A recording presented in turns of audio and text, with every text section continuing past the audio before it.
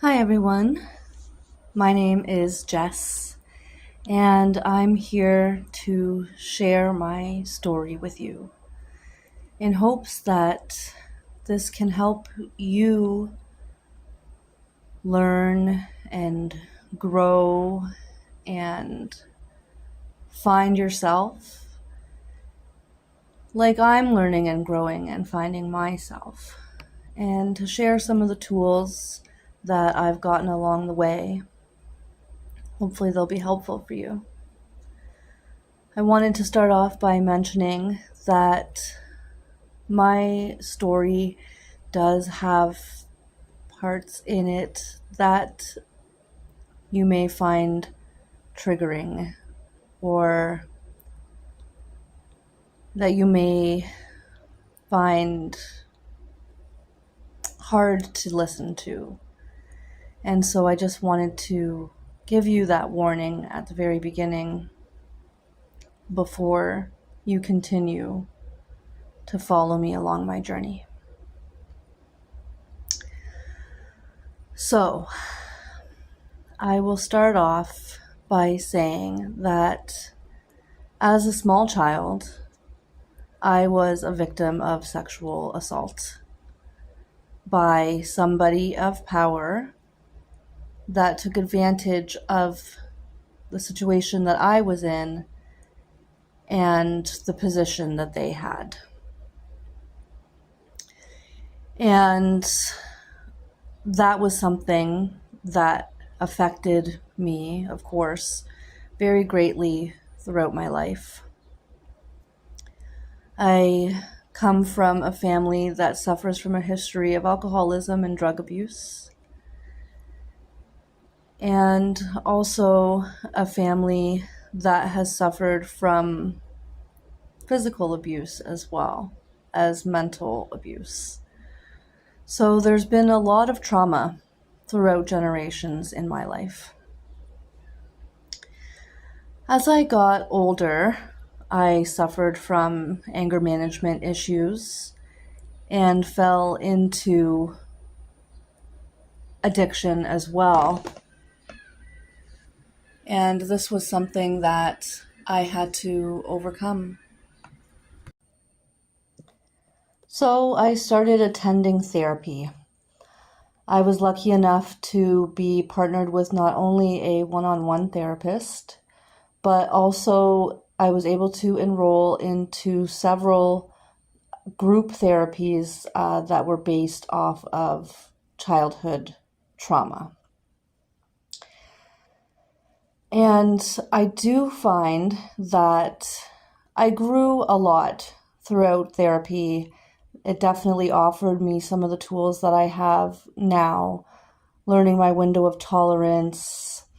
I went through somatic trauma therapy, learning how what I felt emotionally was affecting me physically.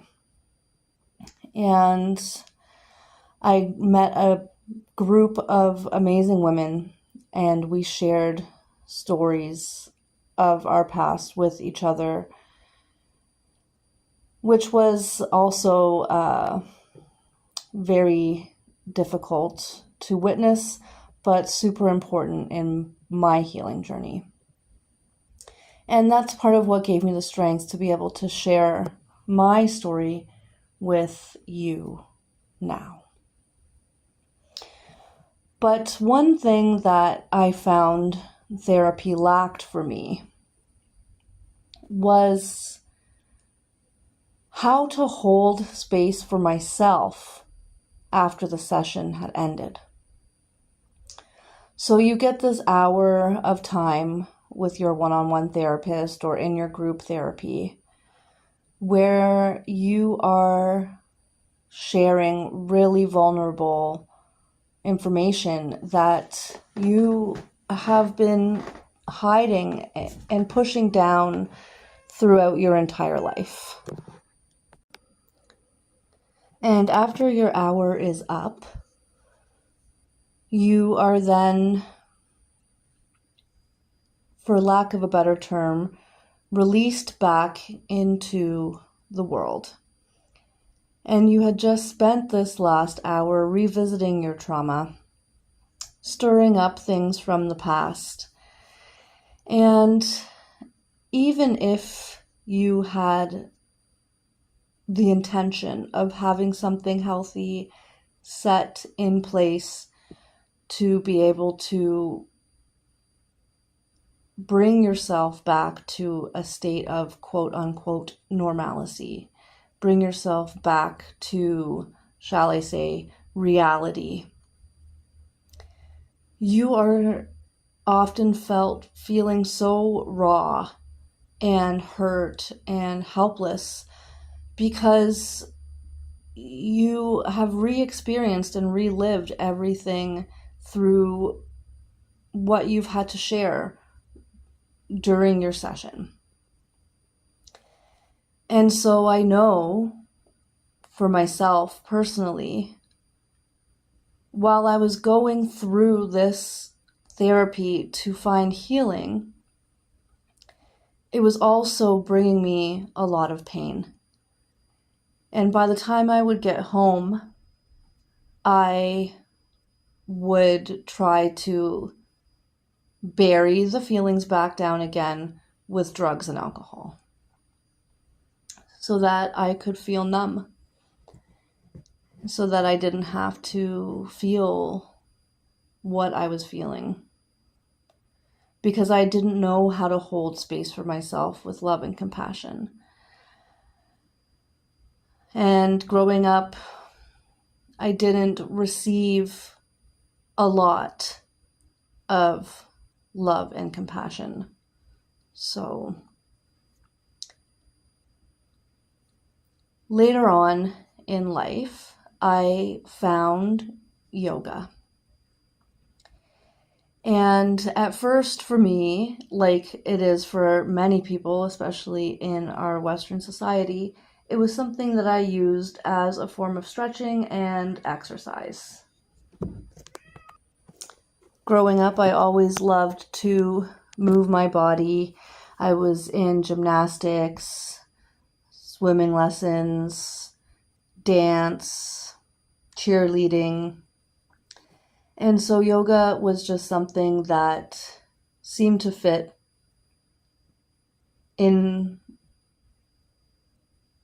the realm of what I liked to do, which was move my body to feel good. And so it actually started off with this app. I don't know if you all remember when Starbucks used to offer free apps. This was a decade ago or so. And so I downloaded this app and I started to do these yoga sessions, usually 10 to 15 minutes in the morning before I went to work. And one day I offered a coworker of mine to come and do yoga with me in the morning. I would load the app and we would just follow along together. Well, of course, I had forgot to charge my device the night before and it died. But I had been doing this one particular class frequently, and so I had it memorized. So I just told my coworker, it's okay, I have it memorized, I'll just tell you what to do and we'll do it together. After we finished our 15-minute class, she said to me, York, you are so good at this. This is something that you should do as a living. And I kind of laughed and shrugged it off because it wasn't something that I had even considered doing as a living. It was just something that I was doing to enjoy moving my body. I found that it gave me some mental clarity, and that's why I liked to do it at the beginning of the day to get myself kind of on the right foot for the rest of the day. So a couple of days went by, maybe even a little bit longer than that. It was so long ago I don't even really remember. It must have been more than a couple of days because then I was at a different job. And I was telling my manager at the time I am going to open my own yoga studio. And she asked me, have you even practiced yoga in a studio before? And I said no, but that's okay. This is something that I want to do. And so she gave me the advice of, hey, maybe you should go and check out a studio first and see if it's even something that you enjoy. If you like the community, if you like the feeling of doing yoga in a studio because you're used to doing it at home and you're used to doing it with this app. So this is where things in my story and in my journey start to get very interesting. If you believe in spirituality or in, universal alignment, this was something where it's like, wow, the universe absolutely aligned for me because this is something that I am meant to do. So this time I can say literally that same week that I had said I wanted to open this studio, and she had said, try out doing yoga in a studio first. Somebody came from the studio, Oxygen Yoga and Fitness, which I now proudly do work at. And they came with a free trial flyer for a studio space that had just opened up down the street. So I said to myself, okay, perfect. I'm going to try this free trial, see how I like it. The first class that I went to was their candlelight deep stretch, and I instantly fell in love. Fell in love with the space, fell in love with the community, and this is not me trying to sell you to go to the studio. This is just me telling you my story. So I continued past my 1 week trial, and I bought a membership. Well, unfortunately, after about 2 months of having this membership, I realized that at the time I could not afford it anymore. It wasn't in my finances to be able to maintain this membership. But I had already been going to the studio for 2 months. I had already fallen in love. I'd already started to build relationships with the instructors and with other members of the studio. And so I remember going to one of the instructors and I was crying and I was saying, I'm so sad because I can't afford this, but I really love it and I don't know what to do. Well, this is where, again, the universe came to align for me.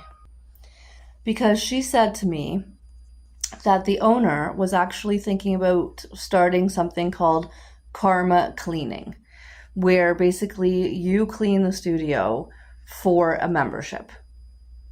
And so immediately I went to the owner. I said, oh my gosh, so-and-so just told me that this was something that you are thinking about implementing, and I would love to take advantage of that opportunity if that is something that you can provide for me. So then I started doing the karma cleaning. I was able to maintain my membership over several months. I started working front desk there. So they gave the karma cleaning opportunity to somebody else because as front desk, you were able to have a membership that way. So I continued to build my practice by going several times a week, almost every day, to this studio, building community, and absolutely falling in love with everything that studio and that community was offering for me. And then I started to think, okay, well, take a little step back from jumping right away to opening my own studio, but I would love to become an instructor. I wasn't certified at the time. And so I started to have some of the other instructors kind of take me under their wing, like almost a mentorship kind of thing, so that they could watch me as I was doing, poses, make sure that I was doing them with integrity, that I was in the proper form. And just as I had started to research how to sign up for my 200 hour through this company, COVID happened. And everything was put on hold. And I was absolutely devastated because I had already put down a deposit and now, everything was shutting down. Luckily, I had this practice already that I had been doing for months now that helped to keep me, at some state of stability while everything around me seemed absolutely chaotic. So I didn't actually end up pursuing my 200-hour through that studio. I took a couple of months to decide what I wanted to do. I wasn't sure if I wanted to take online virtual training. I really wanted to do it in person because I thought it would be a different learning experience doing it in person and being more hands-on. But everything with COVID was so unpredictable, and I didn't know how long it was going to last. And I said to myself, am I going to put this part of my dream on hold because I'm unsure about doing it virtually? So I found Octopus Garden, which saddens my heart to say they are no longer a studio. They've transformed to online specifically, and they are now Studio B. But at the time, they were a very well-known studio in Toronto on College Street. And they had a program for BIPOC individuals where they could get a scholarship to learn the 200-hour training. I myself am Micmac Native, and so I applied and I was accepted into the scholarship, and they paid for half of my tuition, which was absolutely huge because, as you recall, money was definitely very tight for me at that time. But it was something that I loved so much that I was willing to budget in a way that would allow me to come up with this other half of the money. After I started taking the 200-hour training and learning so much that yoga has to offer, not just the physical exercise, not just the stretching, but the philosophy, the meditation, there's so many different aspects to yoga. It's absolutely incredible. So going back to my portion of my story with therapy and trauma, I came to the realization that what I'm really meant to do is to combine these two things for people. Because I've been going through this journey myself of healing through my sexual assault and my trauma and the things that I've seen and gone through in life. And also going through my journey of sobriety. I am a year and a half sober. I haven't touched any alcohol in that period of time. I haven't done hard drugs in years. I also stopped smoking weed. And although it's a choice that I've made and it was something that I really felt that I needed to do in life, it is something that you have to remind yourself often, this is a choice that I'm making for the betterment of my life.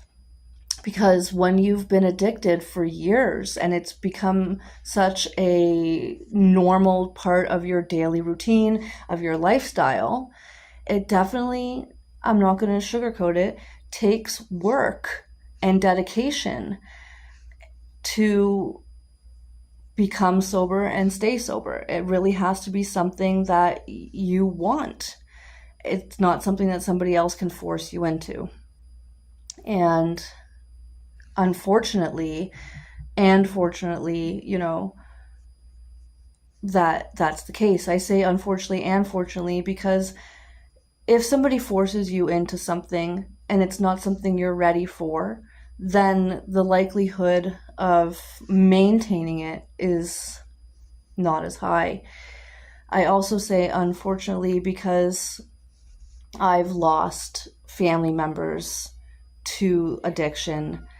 They went too far into it, started to get really sick, and multiple medical situations happened, and then they passed away. My mother is still alive, but has something called wet brain, which is basically a form of dementia that is induced from severe alcoholism. And she is only 57 years old. So, where I'm going to with this is that I've suffered myself through trauma, and I've also gone through, and I'm still continuing to go through, the journey of sobriety. And yoga has been such an integral tool for me along both of those journeys. As I had mentioned before, with therapy, you have an hour, and then afterward, it's like, what do I do with myself now? And so my goal is to be able to offer yoga for everybody, but specifically with people who are going through a journey of trauma and or addiction themselves. Now, I am not currently specifically certified in trauma-informed yoga. It is something that I plan to do. There's many different certifications that I'm still working and building on. But from my own personal experience, I come from a place of holding compassion. I come from a place of understanding, and I hope that this is a journey that we can continue to go on together as you grow and I grow, and we grow this beautiful community. And so I hope that you enjoy the videos that I will be putting out going forward of classes that I'd like to offer that you can partake in. And know that I am here for you absolutely every step of the way. And I hope that your journey to healing is one that you are able to find compassion for yourself, and that this yoga practice is something that can be a tool in your belt as you continue to grow.